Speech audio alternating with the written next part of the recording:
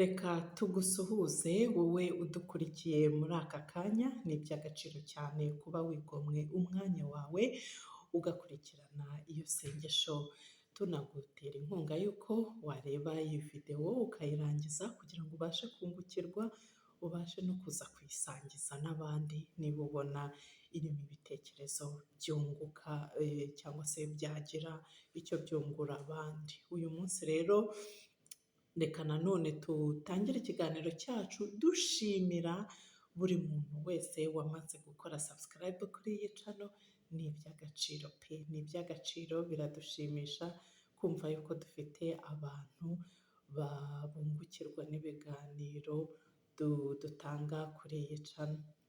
Tugutera inkunga rero ko niba nawe utarakora subscribe ari ubwa mbere wenda ubonye ikiganiro cyacu, turagutera inkunga yo gukora subscribe, ni ugukanda kuri ayo magambo atukura ubona hasi y'iyi videwo iburyo bwawe yitwa subscribe.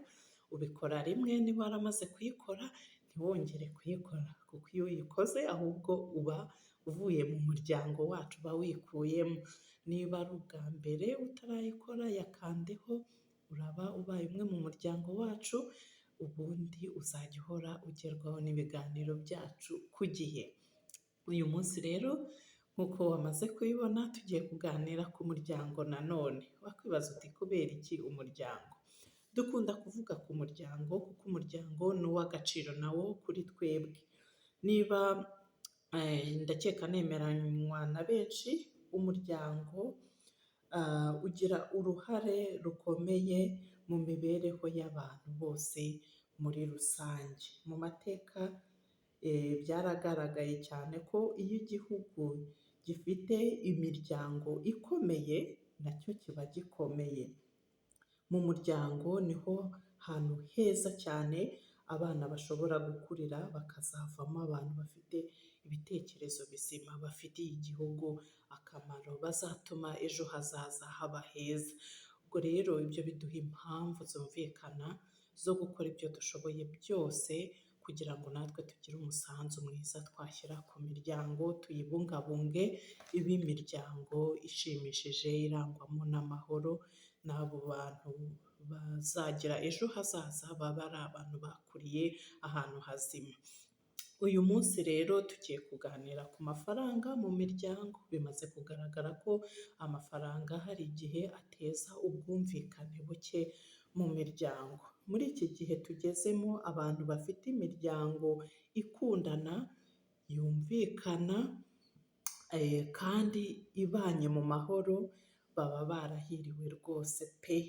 Reka twizere ko nawe udukurikiye muri aka kanya niba ufite umuryango ariko bimeze, kuko nicyo kintu cyiza cy'agaciro umuntu yakwifuriza. Kugira umuryango urangwamo amahoro ntako bisa n'ibya mbere.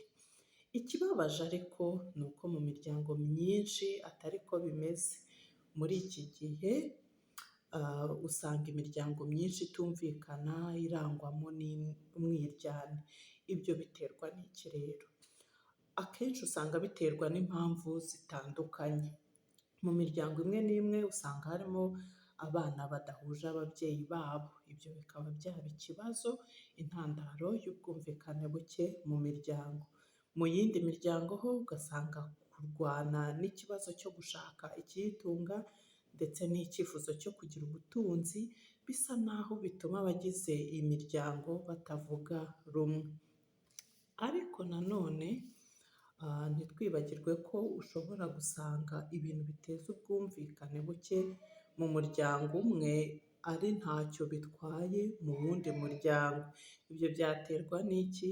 Akenshi biterwa n'uko abantu babona ibintu. Ntabwo twese tubona ibintu kimwe. Akaba ari naho nkeka ibanga ryo kugira amahoro cyangwa se kubumbatira amahoro mu muryango ryaba rishingiye. Kubera iki? Uramutse ugaragaje nta buryarya, ukumva uko abagize umuryango wawe babona ibintu, ibyo byatuma urushaho kumenya icyo wakora kugira ngo umuryango wawe ukomeze kunga ubumwe. Mu mpamvu zishobora gutera amikoro make cyangwa se umwiryane mu miryango twavuze tugitangira, harimo gushaka ubutunzi cyangwa se amafaranga. Wowe udukurikiye muri aka kanya, ese gushaka amafaranga byaba bitera ubwumvikane buke mu muryango wawe?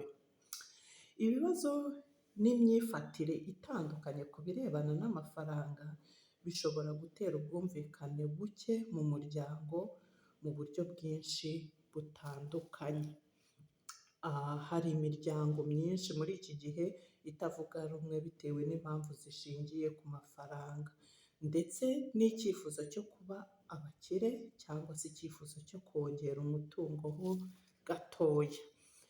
Ubwo bwumvikane buke bushobora kwiyongera mu gihe umugabo n'umugore bombi baba bafite akazi, maze buri wese agashaka gukoresha amafaranga ye uko abyumva. Hari ahandi noneho abashakanye batajya bajya impaka ku mafaranga, ntacyo rwose bibabwiye, ariko kuko bombi bakora ugasanga bafite gahunda zicucitse, ku buryo kubona umwanya wo kuganira bombi bari kumwe nk'umugabo n'umugore bashakanye ari ikibazo gikomeye. Ibyo bisa nk'aho bimaze gufata intera cyane muri iki gihe, aho usanga abagabo bamwe basiga imiryango yabo igihe kirekire, amezi menshi se, cyangwa se n'imyaka myinshi, bakajya gushaka amafaranga batari kumwe n'imiryango yabo, bari kure cyane wenda nko mu bindi bihugu, noneho ubwo bagiye gushaka amafaranga batari kuzigera babona iyo baguma iwabo cyangwa se mu bihugu byabo. Ibyo nabyo bijya biteza ibibazo bikomeye mu miryango imwe n'imwe. Gusa nanone twibuke ko nta tegeko rirebana n'uko umuntu yakemura ibyo bibazo ryashyirwaho, kubera ko buri muryango uba ufite ibibazo byawo n'ibyo ukeneye bitandukanye.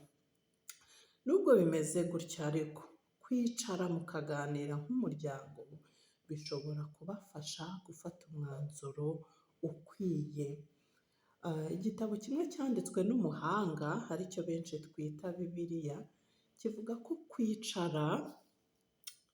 kwicara abantu bakaganira cyangwa se bakajya inama bishobora gutuma birinda intonganya zidafite ishingiro.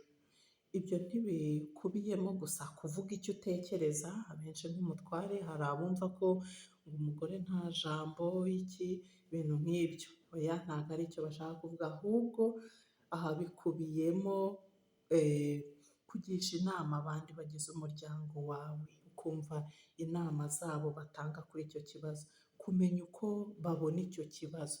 Iyo mwese muhurije hamwe ibitekerezo, bishobora gutuma mufata umwanzuro mwiza uzatuma mwese mugira amahoro, ntimugire ibibazo bikomeye bituruka muri uko kuba umwe wenda agiye gukorera kure se, ibintu nk'ibyo.